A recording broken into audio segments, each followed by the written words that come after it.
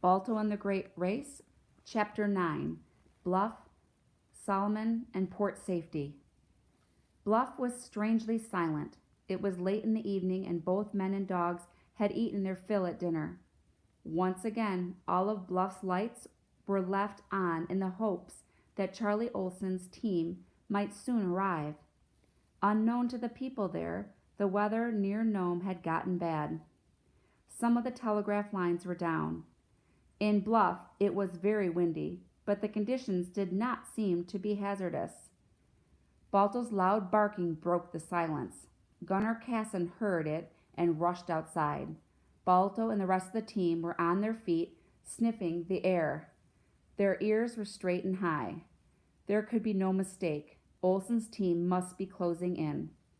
Sure enough, minutes later, Olson's panting dogs trotted into Bluff. Within minutes, they were surrounded by people. Olson gave Casson what little information he had as Casson slipped his dogs into their harnesses.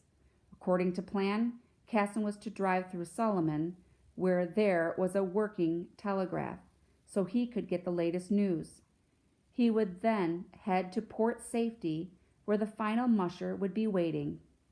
The serum was warmed, and the men worked quickly, tying the crate onto Casson's sled.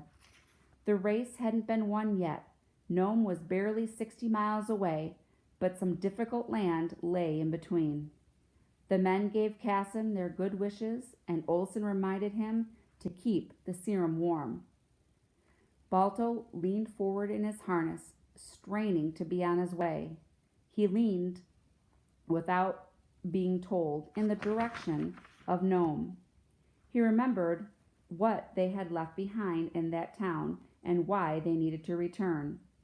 It was exactly 10 o'clock at night. The temperature was dropping. With Gunner Casson bringing up the rear, the team set out into the blackness, unaware of the howling blizzard that raged only miles ahead.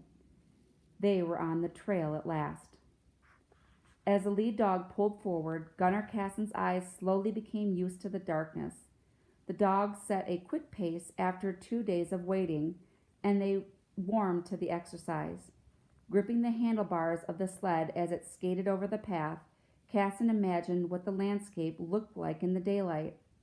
The relay was going well, but there was no room for mistakes. He wanted to be prepared for anything. The trail to Port Safety followed the coastline, sometimes snaking out over the sea ice. This was the Seaward Peninsula, the western extension of Alaska on which Nome sits. This area of Alaska is almost completely bare of trees. The landscape is harsh, rocky, and totally exposed to the elements. Sledding at the very edge of the coast put Balto and the team in the teeth of the vicious winds sweeping in from the ocean. Casson had heard stories of powerful wind currents lifting entire teams of dogs off the ground. And there were other dangers, too. Casson had to be prepared at any moment to be attacked by deadly moose or other wildlife.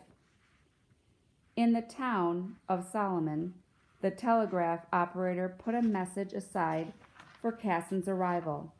The message was from the Nome Board of Health, and it confirmed that a violent blizzard was raging between Solomon and Nome.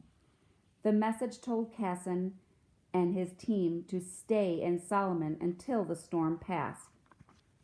A message was also sent to Ed Rohn, who was waiting with his team at Port Safety to take over from Casson. Rohn was ready to take the serum the short distance remaining to Nome, but since he believed the telegraph message meant that Balto and the team would not arrive until morning, Rohn turned out the lights and slept.